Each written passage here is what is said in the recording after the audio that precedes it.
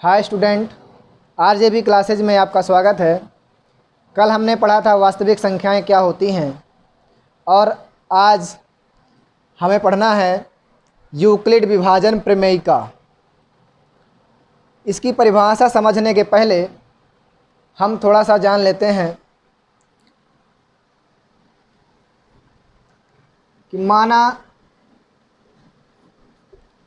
हम कोई दो धनात्मक पूर्णांक ले लेते हैं, जैसे कि 25 और 7 ले लीजिए, कुछ भी ले लीजिए। अब हमें क्या करना है, ये जो 25 7 से बड़ा है तो इसका इसमें भाग करेंगे। 7 का भाग 25 में करेंगे तो 3 बार जाएगा, 7 × 21 और शेष फल आपका 4 आ गया।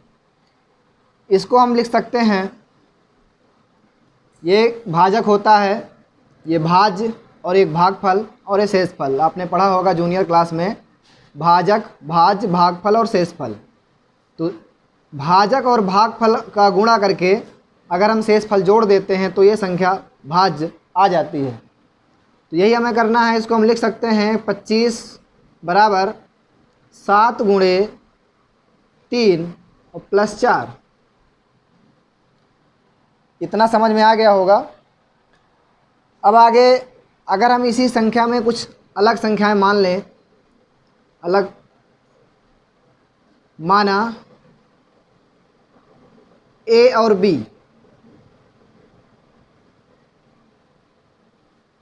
ए और बी दो धनात्मक पूर्णांक हैं।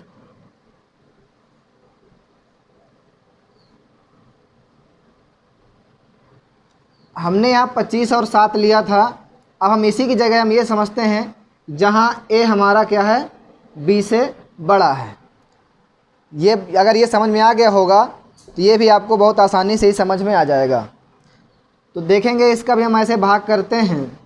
ए बड़ा है तो देखेंगे हमारा जो बड़ा था हम उसको भाज्य लिए थे, छोटे वाले से भाग दिए थे, तो हम बी से भाग करेंगे ए में। तो अब ये समझते हैं कि मान लीजिए हमारा ये क्यू बार गया,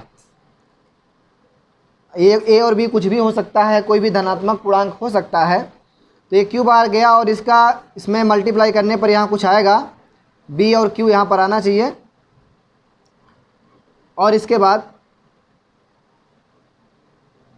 यहाँ जो बचेगा शेष वो हम मान लेते हैं कि आर आ गया। इतना समझ में आ गया। हमने यहाँ 25 और 7 लिया था समझाने के लिए।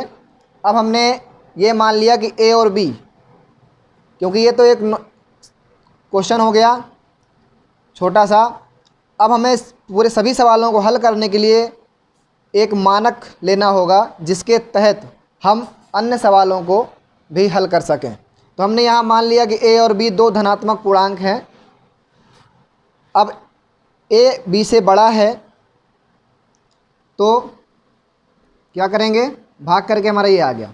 अब इसमें हमें एक चीज़ यहाँ पर और देखनी है कि जो शेष फल होता है, शेष फल हमेशा या तो जीरो होगा या तो फिर इस भाजक से छोटा होता है। तो हम इसको ये लिखेंगे कि 0 कितना है, यहाँ पे 4 है शेषफल, और किससे छोटा होगा, 7 से। यानी जो शेषफल होगा वो 0 के बराबर या तो 0 से बड़ा होगा लेकिन भाजक से छोटा होगा। तो यही हमारी संरचना यहाँ पर बन जाती है कि ये हमारा भाज्य है और ये भाजक है। अगर हम इसको लिखें तो इसको क्या लिख सकते हैं, इस रूप में। यहाँ पर 25 लिखा था हमने, यहाँ पर हमारा ए है, ए इक्वल टू हो जाएगा 7। देखिए भाजक था, यहाँ हमारा भाजक बी है और भागफल हमारा 3 आया था, हमने यहाँ 3 लिखा था।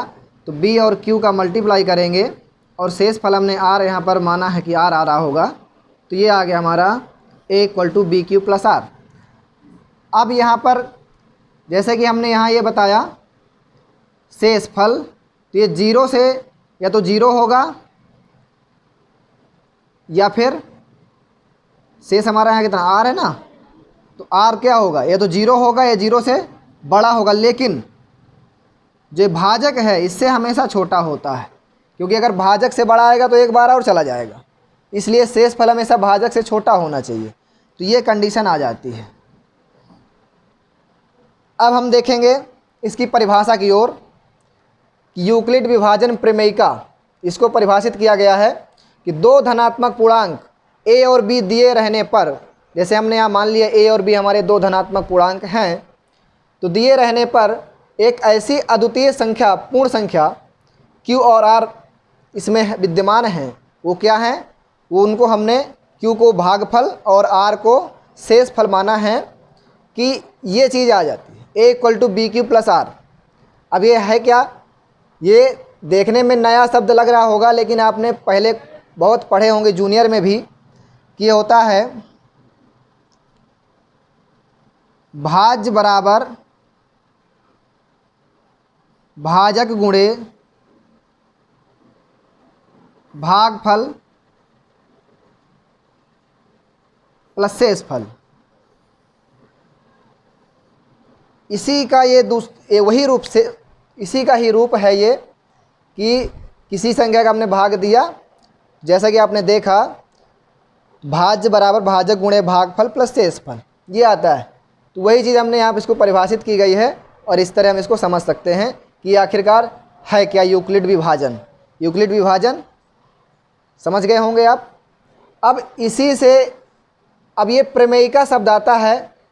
प्रमेयिका क्या है, आपने देखा होगा 9th में भी पढ़ा है, कुछ प्रमेय पढ़े होंगे, वही प्रमेय को ही हम प्रमेयिका कहते हैं। यहाँ प्रमेयिका के लिए हमने परिभाषा दिया, यानी यह एक सिद्ध किया हुआ कथन होता है जिसका प्रयोग अन्य कथन को सिद्ध करने में किया जाता है, ये हमारी प्रमेयिका होती है। अब इसके बाद आता है यूक्लिड विभाजन एल्गोरिथम। अब ये एल्गोरिथम आ गया, यहाँ पर प्रमेयिका थी हमारा, यहाँ पर आ गया एल्गोरिथम। अब ये क्या होता है, प्रमेयिका तो आपको समझ में आया होगा कि ये प्रमेयिका को जो हमने डिफाइन किया और इसको इस तरह से समझाया। अब ये एल्गोरिथम एक जो शब्द है, यह क्या है, यह एक श्रृंखला होती है, स्टेप होता है किसी भी समस्या को हल करने का। कोई कथन है या उसे हल करना है, सिद्ध करना है, तो कैसे उसे हल करना है, उसको कितने पदों में हल करना है, कितने चरणों में हल करना है, उन चरणों की श्रृंखला के समूह को हम कहते हैं एल्गोरिथम। इसको भी हमने परिभाषित किया है कि सुपरिभाषित चरणों की एक श्रृंखला होती है जो एक विशेष प्रकार की समस्या को हल करने की एक प्रक्रिया या विधि प्रदान करती है। इसे हम एल्गोरिथम कहते हैं। ये इसकी परिभाषा नहीं है, सिर्फ एल्गोरिथम को हमने परिभाषित किया है कि ये है क्या एल्गोरिथम। तो ये एक श्रृंखला है हमारे चरणों की, जिन चरणों में हम किसी समस्या को या किसी सवाल को हल करते हैं। समझ में आ गया होगा इतना। अब आगे देखेंगे यूक्लिड विभाजन एल्गोरिथम का प्रयोग कहाँ होता है और कैसे करते हैं। इसको हम यहाँ से हटा देते हैं। अब मान लिया, पहले आप ये समझिए कि यूक्लिड विभाजन का जो प्रयोग है, यूक्लिड विभाजन एल्गोरिथम का जो प्रयोग है, इसको हम HCF निकालने में करते हैं। HCF का मतलब होता है हाईएस्ट कॉमन फैक्टर, जिसको हम हिंदी में कहते हैं महत्तम समापवर्तक।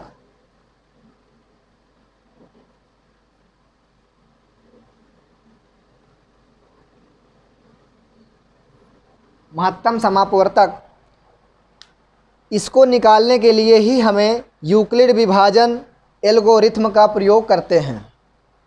अब माना हम कोई दो संख्याएं ले लेते हैं, जैसे कि ले लिया हमने 8 और ले लिया यहाँ पर 28।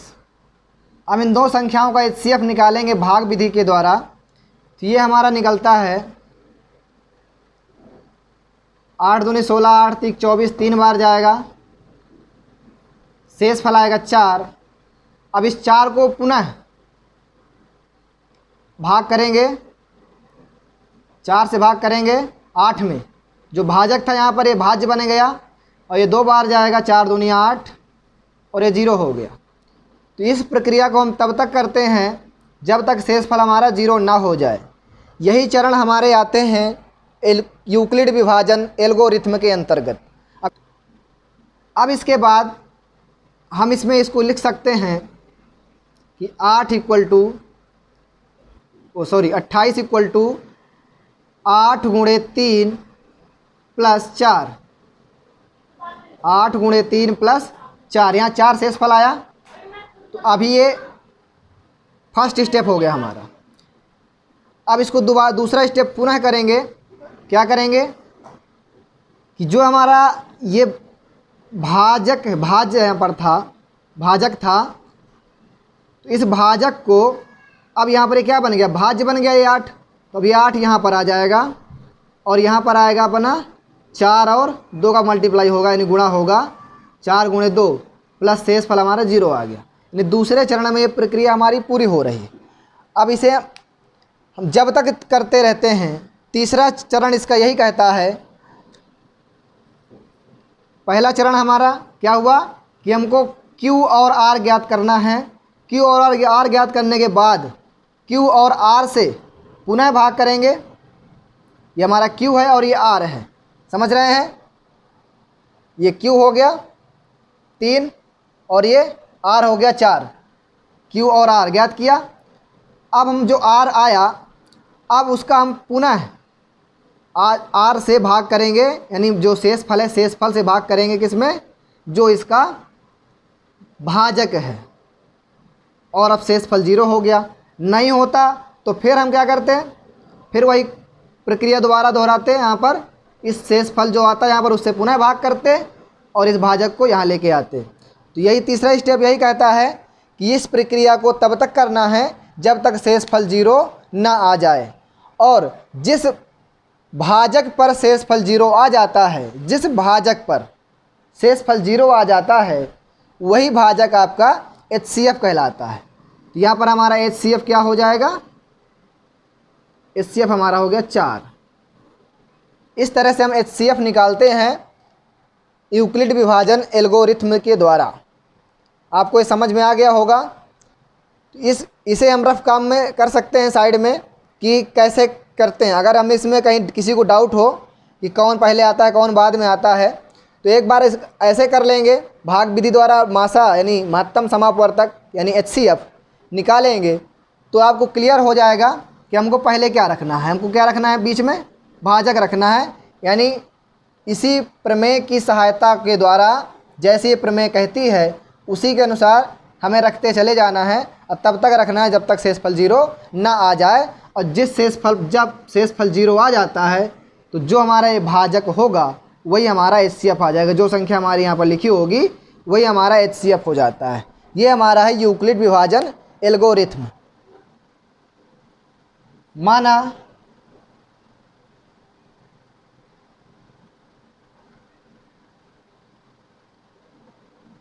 दो धनात्मक पूर्णांक C और D हैं। हमने C और D ले लिया। जहाँ हमने ले लिया C हमारा D से क्या है, बड़ा है।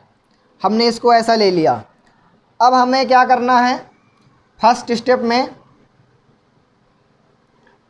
कि अब हमें C और D की सहायता से क्या निकालना है, Q और R। क्योंकि हमें A और B हमने यहाँ मान के रख चला था, अब हम यहाँ C और D मान लेंगे। क्योंकि एक बार हमने A और B मान लिया था तो अब यहाँ मान ले रहे हैं हम C और D। तो अब जैसे यहाँ A और B था वैसे यहाँ पर C और D है। अब हमें Q और R ज्ञात करना है पहले स्टेप में, स्टेप फर्स्ट।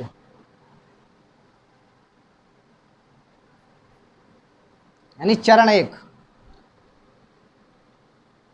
चरण 1 में हम क्या ज्ञात कर लेते हैं, कैसे ज्ञात करते हैं, हमारा C बड़ा है ना तो C को पहले लिखेंगे और यहाँ पर D, और ये समझते हैं कि हमारा यहाँ पर आ गया भागफल Q और प्लस शेषफल आ गया R। अब इसके बाद दूसरा स्टेप दूसरे स्टेप में क्या करेंगे, अभी शेषफल 0 नहीं हुआ तो अब क्या करेंगे, हम यहाँ से किसे उठाते हैं, यहाँ पे लाते हैं, जो हमारा उसका भाजक है वो इसका भाज्य बन जाता है। तो यहाँ पर भाजक क्या था हमारा, हमने इसको कैसे लिख सकते हैं, इस चीज़ को सी ऐसे लिख सकते हैं ना, डी और सी, और यहाँ पर आया क्यू, यहाँ पर आया कुछ आया, यहाँ पर कोई मान आएगा दोनों का, डी क्यू का मल्टीप्लाई यानी गुणा करके यहाँ रखेंगे, शेषफल आर आया। तो यहाँ पर अब क्यू आया, अब ये भाग नहीं जा रहा तो क्या आएगा, ये आर यहाँ पर ऐसे आ जाएगा और डी हमारा यहाँ आ जाएगा। यहाँ पर ये मान लेते हैं कि Q1 है, दिखाई दे रहा है, दिखाई ना दे रहा होगा तो हम फिर से इसको कर देते हैं, यहाँ पर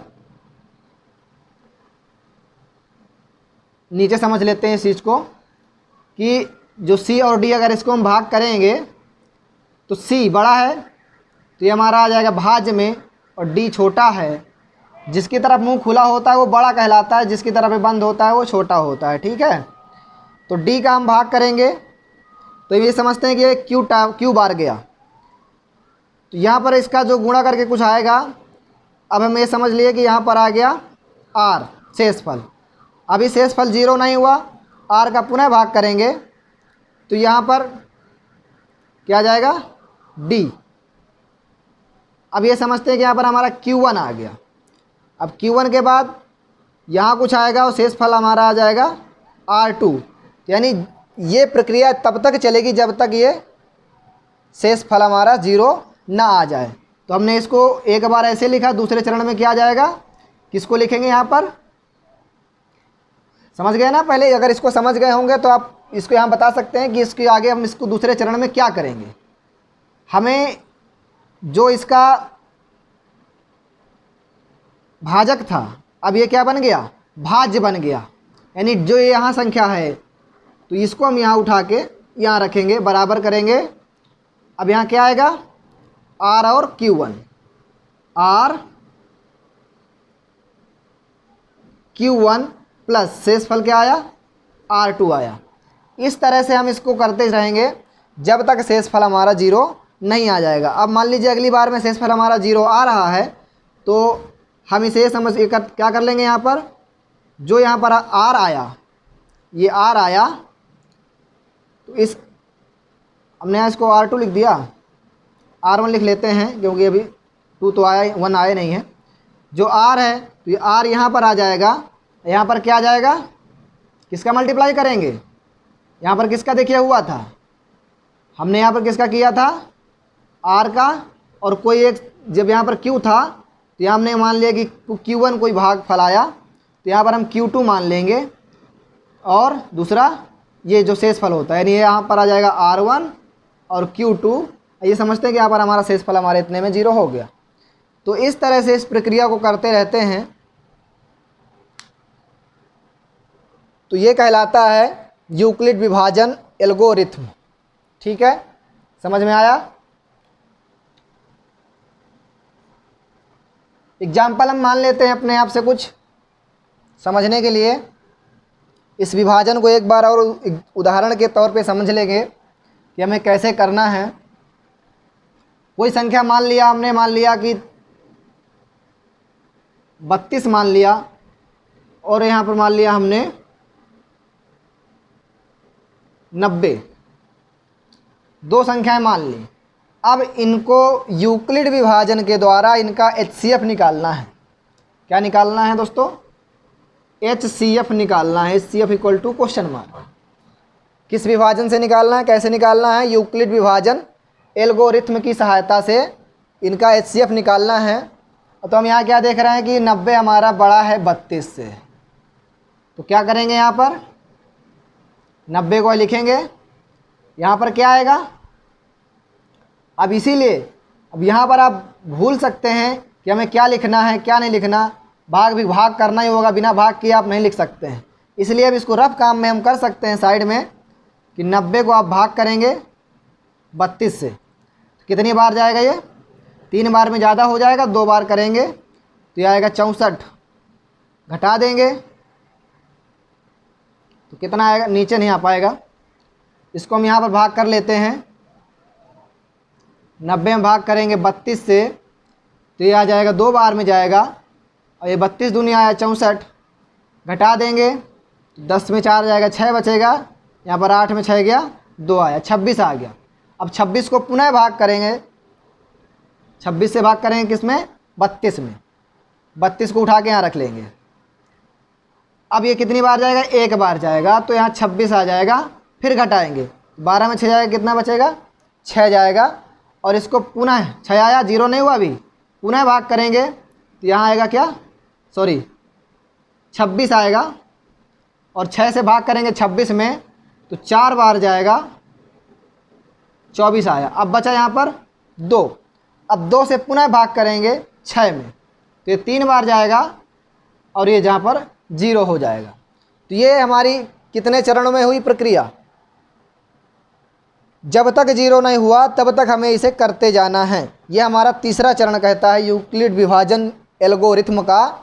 हमने पहले में क्या बताया, पहले में हमें ज्ञात करना है क्या, Q और R, A और B आपको दिए रहेंगे, Q और R याद करेंगे, और Q और R से R अगर 0 नहीं है, अगर R 0 है तो क्या होगा, जो आपका भाजक है, जो पहली संख्या छोटी संख्या थी वही आपका, यानी जो B है यहाँ पर, यही आपका HCF हो जाता है।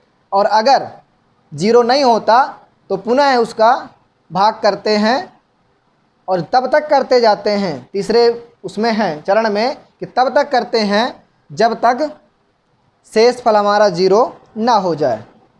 तो अब इसको हम यूक्लिड विभाजन के उसमें लिख लेते हैं। कैसे लिखेंगे, चरण 1 में हमने क्या किया, 90 से 32 से भाग दिया 90 में, तो 32 से दिया 2 बार गया, तो 32 से यहाँ लिखेंगे 2 बार गया तो 2 का गुणा कर देंगे, और प्लस शेष फल कितना आया 26। ये फर्स्ट स्टेप हो गया। सेकेंड में क्या होगा, अब 26 यहाँ पर आ गया, 32 यहाँ पर आया, तो जो भाज्य, इसका भाज्य बना कितना 32 बना, तो इस संख्या को उठा के हम यहाँ रखेंगे 32 को उठा के रख लिया।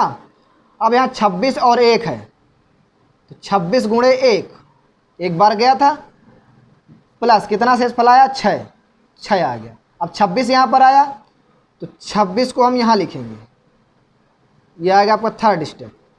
थर्ड स्टेप कहता है कि तब तक करना जब तक 0 ना हो जाए। इस संख्या को उठा के हमने यहाँ बनाया, ये बन गया भाज्य, और यहाँ पर क्या आया 6 और 4, 6 गुणे 4 करेंगे, प्लस शेष फल आपका आया 2। अब इसको हम यहाँ से हटा देते हैं। अब यहाँ पर 2 आया तो यहाँ 6 आया, 6 को हम यहाँ लिख लेंगे, और यहाँ पर आ जाएगा आपका 2 और 3, यानी 2 गुणे 3 बार गया। जो शेष फल आता है ना, शेष फल का इसका हाँ जो शेष फल होता है वही हमारा आगे क्या बन जाता है, भाजक बन जाता है, इसलिए हम इसको यहाँ लिखते हैं भाजक को।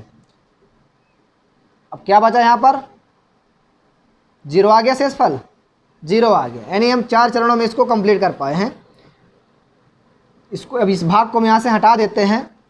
तो यहाँ पर क्या आया, लास्ट में हमने कहा था कि जो यहाँ पर भाजक आता है, ये भाजक का इस भाग के लिए भाजक क्या होगा 2 होगा, और ये भाज्य होगा, ये भागफल है, और ये आपका शेषफल है।